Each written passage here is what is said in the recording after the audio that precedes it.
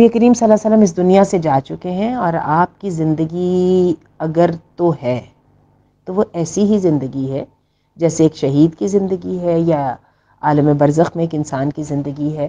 سچی پوچھے تو ہم میں سے کوئی انسان بھی جو ہے اپنی قبر میں کوئی بھی زندہ نہیں ہے، لیکن عالم برزخ میں ہماری روحیں اسی طرح فنکشنل ہیں اور اسی طرح جو ہے وہ انجوائے بھی کر رہی ہیں، اور ہماری تکالیف بھی ان کو ہیں اور پریشانیاں بھی ہیں، اور جو ہمارے پیچھے جو نیکیاں کرنے والے ہیں ان کے نیک اعمال کی ٹھنڈی ہوا بھی ان کو آتی ہے، اور اسی طرح جو ہم نے برے کام کر رکھے تھے اور ان کا جو ہے نا برائی جو ہے نا وہ بھی ان تک پہنچتی ہے. اللہ تعالیٰ رحم کرے.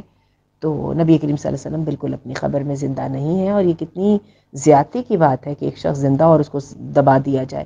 کتنی یہ نامناسب بات ہے. ذرا سوچئے یہ بات کرنے سے پہلے آپ کو عجیب نہیں لگ رہا؟ نماز پڑھنے سے پہلے آپ کو تصویر کا پتہ نہیں تھا، نماز پڑھنے کے بعد آپ نے دیکھی. نماز کا اعادہ مت کیجیے، کیونکہ فرض نماز کو اعادہ کرنا بھی کوئی چھوٹی بات نہیں ہے کہ میری نماز نہیں ہوئی اور میں دوبارہ پڑھتی ہوں.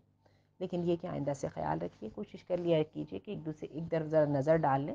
عموماً ہم نے اسکرین سیورز کے اوپر اپنی تصویریں وغیرہ رکھی ہوتی ہیں، تو اس کو پہلے ختم کر دیجیے یا اس کو کم از کم الٹا دیجیے، ڈھک دیجیے، اس کے بعد نماز پڑھیں. آئندہ نہیں کیجیے گا، اور نماز پڑھنے کے بعد انشاءاللہ اللہ تعالیٰ آپ سے قبول فرما لے گا.